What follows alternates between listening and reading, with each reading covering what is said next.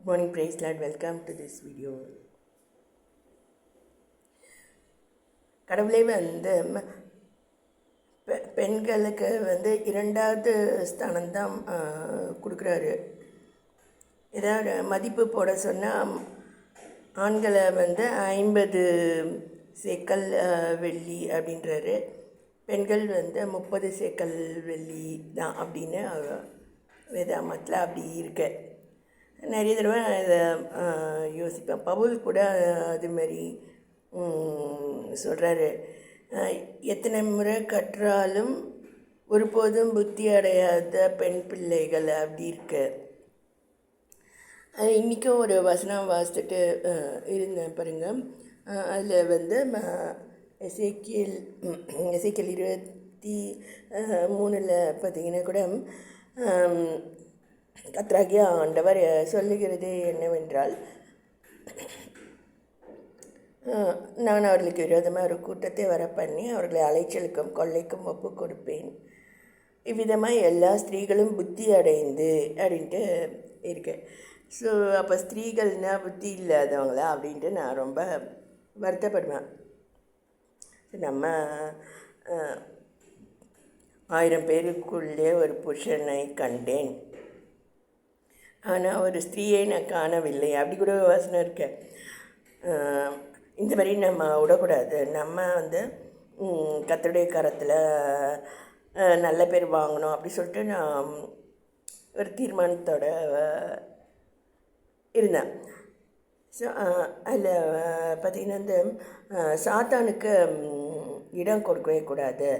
சாத்தானுக்கு இடம் கொடுக்காதனால தான் நம்ம ஸ்திரீகள் கெட்ட பேர் வாங்குகிறோம் அப்படின்னு சொல்லிட்டு சாத்தானுக்கு எதிர்த்து நிற்கணும் அப்படின்னு. ஸோ எப்பவுமே I will identify something satanic, அதுக்கு நான் விலகி ஓடிடும். உதாரணத்துக்கு யோசேப்பு அதுமாரி விலகி ஓடிடுறான் இல்லையா, அது போல். என்ன பார்த்திங்கன்னா சாத்தான் போலீஸ் அதில் கூட பாருங்கள், நிறைய சினிமாலெல்லாம் காட்டுறாங்க. ஏதாவது ஒரு கேஸை அவங்க ஜோடிப்பாங்க, அது மாதிரிலாம் இருக்குது. அப்புறம் ஏதோ ஒரு கீழ்ப்படியாமை, இன்சபார்டினேஷன் அப்படின்னா he deals with it severely. அதுதான் சாத்தானுடைய இது. ஆனால் கர்த்தர் ஏவாள் ஷீ ஷோட் இன்சபார்டினேஷன். ஆனால் கூட கர்த்தர் அவளை தேடி அவளை மீட்டு எடுக்கிறத நம்ம பார்க்கலாம்.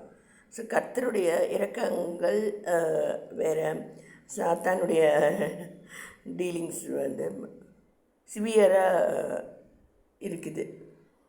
ஸோ இது ஒன்று. இதுமாரி நிறைய பாமா ருக்மணி அப்படின்ட்டு ஒரு மூவி இருக்குது. கல்லூரி நாட்களில் நான் பார்த்தது. அதில் பார்த்திங்கன்னா அதை ரீமேக் பண்ணணும் அப்படின்ட்டு நாங்கள் பேசுவோம். அதாவது அந்த படத்தில் 2 ஒய்ஃப் இருப்பாங்க, பாக்யராஜ்க்கு பாமா ருக்மணி அப்படி இருப்பாங்க.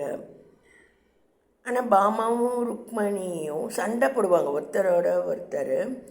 அதனால் பாக்யராஜ் செத்த மாதிரி நடிப்பார். அப்போ 2 பேரும் ஒன்றா சேர்ந்து அழுகுற மாதிரி காட்டுவாங்க. திரும்பி அவர் எந்திரிக்கிறாரு, அவங்க திரும்பி சண்டை போடுறாங்க. ஸோ இதில் புத்தி இல்லாத நிலைமைகளை சொல்லிட்டு அதை ரீமேக் இப்படி பண்ண எப்படி இருக்கும் அப்படின்னு சொல்லிட்டு பாமாவும் ருக்மணியும் ஒன்றா சேர்ந்து பாக்யராஜ் போய் சொல்கிறாரு அப்படின்ட்டு எக்ஸ்போஸ் பண்ண எப்படி இருக்கும் அப்படின்ட்டு ஒரு ரீமேக் பண்ணணும் அப்படின்ட்டு நாங்கள் பேசுவோம். அதாவது ஆண்கள் சாலிடாரிட்டியாக நிற்கிறாங்க பார்த்திங்களா, அதே மாதிரி நம்ம பெண்களும் புத்தியாக சாலிடாரிட்டியாக ஒற்றுமையாக நின்று சத்ருவுக்கு எதிர்த்து நின்னால் கர்த்தர் நம்மளையும் ஆசீர்வதிப்பார். இதுதான் என்னுடைய வெளிப்பாடு.